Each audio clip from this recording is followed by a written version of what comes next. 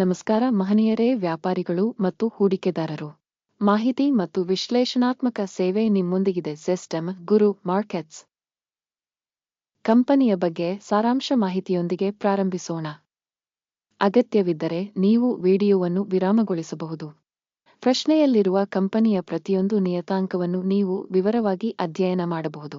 ಈಗ ನಾವು ನಿಗಮದ ಮುಖ್ಯ ಸೂಚಕಗಳನ್ನು ನೋಡುತ್ತೇವೆ. Microsoft corporation ticker MSFT. ಆ ಸಮಯದಲ್ಲಿ ಪ್ರಸ್ತುತ ಮಾಹಿತಿಯ ಆಧಾರದ ಮೇಲೆ ವಿಮರ್ಶೆಯನ್ನು ರಚಿಸಲಾಗಿದೆ. ಮಾರ್ಚ್ 30, 2025. ವರ್ಗೀಕರಣದ ಪ್ರಕಾರ ಗುರು ಮಾರ್ಕೆಟ್ಸ್ ಸಂಘಟನೆ ಮೈಕ್ರೋಸಾಫ್ಟ್ ಕಾರ್ಪೊರೇಷನ್ ಉಪವರ್ಗಕ್ಕೆ ಸೇರಿದೆ. ಸಾಫ್ಟ್ ಡೆವಲಪ್ಮೆಂಟ್ 14 ಕಂಪನಿಗಳು ವಿಶ್ಲೇಷಣೆಯಲ್ಲಿ ಭಾಗವಹಿಸುತ್ತವೆ. ಇದು ಹೆಚ್ಚು ಅಥವಾ ಕಡಿಮೆ ಪ್ರತಿನಿಧಿಯಾಗಿದೆ. ನಾವು ವಿಡಿಯೋದ ಕೊನೆಯಲ್ಲಿ ಆರ್ಡರ್ ಟೇಬಲ್ ಅನ್ನು ನೋಡುತ್ತೇವೆ. ಅಧ್ಯಯನದಲ್ಲಿರುವ ಕಂಪನಿಯ ಒಟ್ಟು ಫಲಿತಾಂಶ 10 ಅಂಕಗಳಲ್ಲಿ 5.5. ಉಪವರ್ಗಕ್ಕೆ ಸರಾಸರಿ ಸ್ಕೋರ್ 5 ಅಂಕಗಳು. ನೀವು ತುಂಬಾ ವಿಶಾಲವಾಗಿ ನೋಡಿದರೆ ಸಂಪೂರ್ಣವಾಗಿ ಷೇರು ಮಾರುಕಟ್ಟೆಯಲ್ಲಿ ಒಟ್ಟಾರೆಯಾಗಿ ಮಾರುಕಟ್ಟೆಯ ಸರಾಸರಿ ಫಲಿತಾಂಶವು 1.9 ಅಂಕಗಳು ಎಂದು ನಾವು ಗಮನಿಸಬಹುದು. 5.5 ಅಂಕಗಳ ವಿರುದ್ಧ ಮೈಕ್ರೋಸಾಫ್ಟ್ ಕಾರ್ಪೊರೇಷನ್ ಕಂಪನಿಯ ಷೇರು ಬೆಲೆಯ ಡೈನಾಮಿಕ್ಸ್ ಹೋಲಿಕೆ ಮೈಕ್ರೋಸಾಫ್ಟ್ ಕಾರ್ಪೊರೇಷನ್ ಮತ್ತು ಉಪವರ್ಗದ ಕಂಪನಿಗಳು. ನಾವು 12 ತಿಂಗಳ ಕಂಪನಿಯ ಷೇರುಗಳನ್ನು ನೋಡುತ್ತೇವೆ. ಮೈಕ್ರೋಸಾಫ್ಟ್ ಕಾರ್ಪೊರೇಷನ್ -10.2% ಡೈನಾಮಿಕ್ಸ್ ಅನ್ನು ತೋರಿಸಿದೆ. ಉಪವರ್ಗದಲ್ಲಿನ ಬೆಲೆ ಬದಲಾವಣೆಗಳ ವಿರುದ್ಧ -1%. ಇದು ಖಚಿತವಾಗಿ ಏನನ್ನೂ ಹೇಳುವುದಿಲ್ಲ, ಆದರೆ ನಾವು ಈ ಸತ್ಯವನ್ನು ಮನಸ್ಸಿನಲ್ಲಿಟ್ಟುಕೊಳ್ಳಬೇಕು. ನಿಗಮದ ಮಾರುಕಟ್ಟೆ ಬಂಡವಾಳೀಕರಣ ಮೈಕ್ರೋಸಾಫ್ಟ್ ಕಾರ್ಪೊರೇಷನ್ $2,815.68 ಬಿಲಿಯನ್ ಆಗಿದೆ. $3.044 ಶತಕೋಟಿಯ ಉಪವರ್ಗದ ಬಂಡವಾಳೀಕರಣದೊಂದಿಗೆ ಮೈಕ್ರೋಸಾಫ್ಟ್ ಕಾರ್ಪೊರೇಷನ್ 92.489% ಪಾಲನ್ನು ಹೊಂದಿದೆ. ಇದು ಉಪವರ್ಗದ ಮುಖ್ಯ ನಾಯಕ. ಕಂಪನಿಯ ಬ್ಯಾಲೆನ್ಸ್ ಶೀಟ್ ಕ್ಯಾಪಿಟಲೈಸೇಷನ್ $302.57 ಬಿಲಿಯನ್ ಎಂದು ಅಂದಾಜಿಸಲಾಗಿದೆ ಮತ್ತು ಉಪವರ್ಗದ ಬಂಡವಾಳೀಕರಣವು $318 ಬಿಲಿಯನ್ ಆಗಿದೆ. ಮೈಕ್ರೋಸಾಫ್ಟ್ ಕಾರ್ಪೊರೇಷನ್ 95.22% ಪಾಲನ್ನು ಹೊಂದಿದೆ. ವಿನಿಮಯ ಮತ್ತು ಪುಸ್ತಕ ಮೌಲ್ಯದ ಷೇರುಗಳ ಹೋಲಿಕೆಯನ್ನು ಮಾಡಿದ ನಂತರ ನಾವು ಈ ಕೆಳಗಿನವುಗಳನ್ನು ನೋಡಬಹುದು. ಪಾಲು ಮೈಕ್ರೋಸಾಫ್ಟ್ ಕಾರ್ಪೊರೇಷನ್ ವಿನಿಮಯ ಮೌಲ್ಯವನ್ನು ನಿರ್ಣಯಿಸುವ ಸಂದರ್ಭದಲ್ಲಿ ಉಪವರ್ಗದಲ್ಲಿ 92.489%. Balance sheet capitalisation 95.22%. ಇದು ಮಾರುಕಟ್ಟೆ ಬಂಡವಾಳೀಕರಣದ ಷೇರಿನಲ್ಲಿ 3% ಹೆಚ್ಚಳವಾಗಿದೆ. ಉಪವರ್ಗದಲ್ಲಿ ಸಂಸ್ಥೆಯ ಮಾರುಕಟ್ಟೆಯ ಪಾಲನ್ನು ಮತ್ತು ಸಮತೋಲನ ಬಂಡವಾಳೀಕರಣದ ಮೌಲ್ಯಮಾಪನ ಒಳ್ಳೆಯದು 1. ಅಧ್ಯಯನದ ಅಡಿಯಲ್ಲಿ ಕಂಪನಿಯ ಸಾಲದ ಬಾಧ್ಯತೆಗಳು $102.86 3 ಬಿಲಿಯನ್ ಆಗಿದೆ. ಪುಸ್ತಕ ಬಂಡವಾಳೀಕರಣದ ಸಾಲವು ಕಂಪನಿಯ ಬಂಡವಾಳದ 34%ವನ್ನು ಪ್ರತಿನಿಧಿಸುತ್ತದೆ. ಕಂಪನಿಯ ಹಣಕಾಸಿನ ಜವಾಬ್ದಾರಿಗಳ ಫಲಿತಾಂಶ ಒಳ್ಳೆಯದು 1.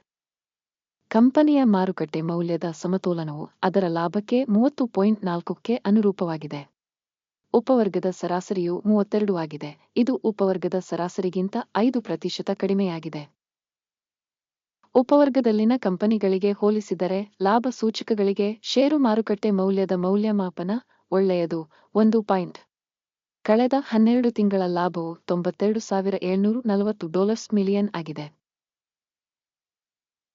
ಮುಂಬರುವ 12 ತಿಂಗಳುಗಳ ಭವಿಷ್ಯದ ಗಳಿಕೆಯು ತಾತ್ಕಾಲಿಕವಾಗಿ $108.116 ಮಿಲಿಯನ್ ಎಂದು ನಿರೀಕ್ಷಿಸಲಾಗಿದೆ ಮತ್ತು ಇದು ಪ್ರಸ್ತುತ ಕ್ಷಣಕ್ಕಿಂತ 16.6% ಹೆಚ್ಚು. ಉಪವರ್ಗದಲ್ಲಿನ ಕಂಪನಿಗಳಿಗೆ ಹೋಲಿಸಿದರೆ ಭವಿಷ್ಯದ ಲಾಭ ಸೂಚಕದ ಮೌಲ್ಯಮಾಪನ ಒಳ್ಳೆಯದು 0.5 ಅಂಕಗಳು. ಆದಾಯದ ಸಮತೋಲನಕ್ಕೆ ಕಂಪನಿಯ ಬೆಲೆ 10.8 ಆಗಿದೆ. ಉಪವರ್ಗದಲ್ಲಿ ಸರಾಸರಿ 10.7 ಆಗಿದೆ. ಇದು ಉಪವರ್ಗಕ್ಕಿಂತ 1% ಹೆಚ್ಚಾಗಿದೆ. ಉಪವರ್ಗದಲ್ಲಿನ ಸೂಚಕಗಳಿಗೆ ಹೋಲಿಸಿದರೆ ಕಂಪನಿಯ ಮಾರುಕಟ್ಟೆ ಬೆಲೆಯನ್ನು ಅದರ ಆದಾಯಕ್ಕೆ ಮೌಲ್ಯಮಾಪನ ಮಾಡುವುದು ಸಹನೀಯ 0 ಅಂಕಗಳು. ಕಳೆದ 12 ತಿಂಗಳ ಆದಾಯವು $261,770 ಆಗಿದೆ. ಮುಂದಿನ 12 ತಿಂಗಳಿಗೆ ಯೋಜಿತ ಆದಾಯ $305 $180 ಮಿಲಿಯನ್ ಎಂದು ನಿರೀಕ್ಷಿಸಲಾಗಿದೆ. ಇದು ಪ್ರಸ್ತುತಕ್ಕಿಂತ 17% ಹೆಚ್ಚು. ಉಪವರ್ಗದಲ್ಲಿನ ಸೂಚಕಗಳೊಂದಿಗೆ ಹೋಲಿಸಿದರೆ ಅಂದಾಜು ಭವಿಷ್ಯದ ಮಾರಾಟ ಸೂಚಕದ ಮೌಲ್ಯಮಾಪನ ಒಳ್ಳೆಯದು 0.5 ಅಂಕಗಳು. ಮಾರಾಟದ ಅಂಚು 35.4%, ಉಪವರ್ಗಕ್ಕೆ ಸರಾಸರಿ 33.3%. ಉಪವರ್ಗದ ಸರಾಸರಿ ಮತ್ತು ಕಂಪನಿಯ ಕಾರ್ಯಕ್ಷಮತೆಯ ನಡುವಿನ ವ್ಯತ್ಯಾಸವು 2.1%.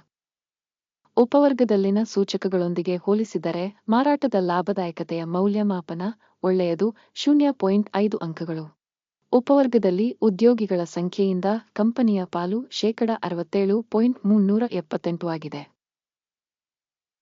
ಇದು ಮಾರುಕಟ್ಟೆ ಬಂಡವಾಳೀಕರಣದ ಪಾಲುಗಿಂತ 37% ಕಡಿಮೆಯಾಗಿದೆ. ಮತ್ತು ಇದು ಸಂಸ್ಥೆಯ ಪ್ರಸ್ತುತ ವಿನಿಮಯ ಮೌಲ್ಯದ ಅಸಮತೋಲನವನ್ನು ಪ್ರತಿಬಿಂಬಿಸುತ್ತದೆ. ಮೈಕ್ರೋಸಾಫ್ಟ್ ಕಾರ್ಪೊರೇಷನ್ ಬಹುಶಃ ಮರುಮೌಲ್ಯಮಾಪನದ ಕಡೆಗೆ. ಸಂಸ್ಥೆಯ ಪ್ರತಿ ಉದ್ಯೋಗಿಗೆ ಮಾರುಕಟ್ಟೆ ಬಂಡವಾಳದ ಮೊತ್ತ $12,351,000 ಮತ್ತು ಉಪವರ್ಗದಲ್ಲಿ $8,998,000.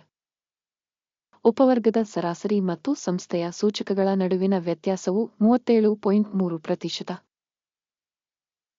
ಉಪವರ್ಗದಲ್ಲಿನ ಸೂಚಕಗಳಿಗೆ ಹೋಲಿಸಿದರೆ ಪ್ರತಿ ಉದ್ಯೋಗಿಗೆ ಮಾರುಕಟ್ಟೆ ಬಂಡವಾಳದ ಮೊತ್ತದ ಮೌಲ್ಯಮಾಪನ ಸಹನೀಯ 0 ಅಂಕಗಳು. ಪ್ರತಿ ಕಂಪನಿಯ ಉದ್ಯೋಗಿಗೆ ಲಾಭದ ಮೊತ್ತ $406,800, $281,300 ಉಪವರ್ಗಕ್ಕೆ ಸರಾಸರಿ. ಮತ್ತು ಉಪವರ್ಗದ ಸರಾಸರಿ ಮತ್ತು ಕಂಪನಿಯ ಕಾರ್ಯಕ್ಷಮತೆಯ ನಡುವಿನ ವ್ಯತ್ಯಾಸವು 45%. ಉಪವರ್ಗದಲ್ಲಿನ ಸೂಚಕಗಳಿಗೆ ಹೋಲಿಸಿದರೆ ಪ್ರತಿ ಉದ್ಯೋಗಿಗೆ ಲಾಭದ ಮೌಲ್ಯಮಾಪನ ಒಳ್ಳೆಯದು 0.5 ಅಂಕಗಳು. ಸಂಸ್ಥೆಯ ಪ್ರತಿ ಉದ್ಯೋಗಿಗೆ ಮಾರಾಟದ ಪ್ರಮಾಣ $11,48,000. ಉಪವರ್ಗದ ಮೂಲಕ $844,000. ಉಪವರ್ಗದ ಸರಾಸರಿ ಮತ್ತು ಕಂಪನಿಯ ಕಾರ್ಯಕ್ಷಮತೆಯ ನಡುವಿನ ವ್ಯತ್ಯಾಸವು 36%. ಉಪವರ್ಗದಲ್ಲಿನ ಕಂಪನಿಗಳ ಸೂಚಕಗಳಿಗೆ ಹೋಲಿಸಿದರೆ ಪ್ರತಿ ಉದ್ಯೋಗಿಗೆ ಆದಾಯದ ಅಂದಾಜು ಒಳ್ಳೆಯದು 0.5 ಅಂಕಗಳು. ಷೇರುಗಳು 0.9% ಕಡಿಮೆ, ಉಪವರ್ಗ ಸರಾಸರಿ 1.1%. ಇದು ಸಣ್ಣ ಸ್ಕ್ವೀಸ್ನ ಮೌಲ್ಯಮಾಪನವಾಗಿದೆ. ತಾಂತ್ರಿಕ ಸೂಚಕ RSI 14 ಕಂಪನಿಗೆ 37% ಮಟ್ಟವನ್ನು ತೋರಿಸುತ್ತದೆ. ಮೈಕ್ರೋಸಾಫ್ಟ್ ಕಾರ್ಪೊರೇಷನ್ ಉಪವರ್ಗದಲ್ಲಿ ಈ ಮಟ್ಟವು ಸರಿಸುಮಾರು 37%. ಸಂಭಾವ್ಯವಾಗಿ ಉಪವರ್ಗದ ಭದ್ರತೆಗಳನ್ನು ಷೇರುಗಳಂತೆಯೇ ಉಲ್ಲೇಖಿಸಲಾಗಿದೆ. ಮೈಕ್ರೋಸಾಫ್ಟ್ ಕಾರ್ಪೊರೇಷನ್ ಕಂಪನಿಯ ಷೇರುಗಳ ಪ್ರಸ್ತುತ ಮೌಲ್ಯಮಾಪನವು ಸರಿಸುಮಾರು $379 ಆಗಿದೆ.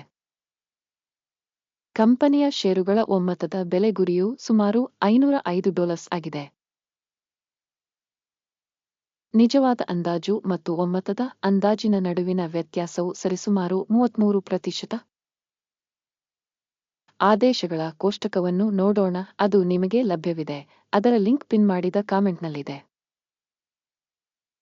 ಆರ್ಡರ್ ಟೇಬಲ್ ಸ್ಟಾಕ್ ಮೌಲ್ಯಮಾಪನ ಮಾಹಿತಿ ವ್ಯವಸ್ಥೆಯಿಂದ ಈ ಋತುವಿನ ನಿರ್ಧಾರಗಳಲ್ಲಿ ಸಂಪೂರ್ಣವಾಗಿ ಎಲ್ಲವನ್ನೂ ಒಳಗೊಂಡಿದೆ. ಗುರು ಮಾರ್ಕೆಟ್ಸ್ ಆರ್ಡರ್ ಟೇಬಲ್ಗೆ ಪ್ರವೇಶ ಉಚಿತ ಮತ್ತು ಮುಕ್ತವಾಗಿದೆ. ಪಿನ್ ಮಾಡಿದ ಕಾಮೆಂಟ್ನಲ್ಲಿ ಲಿಂಕ್.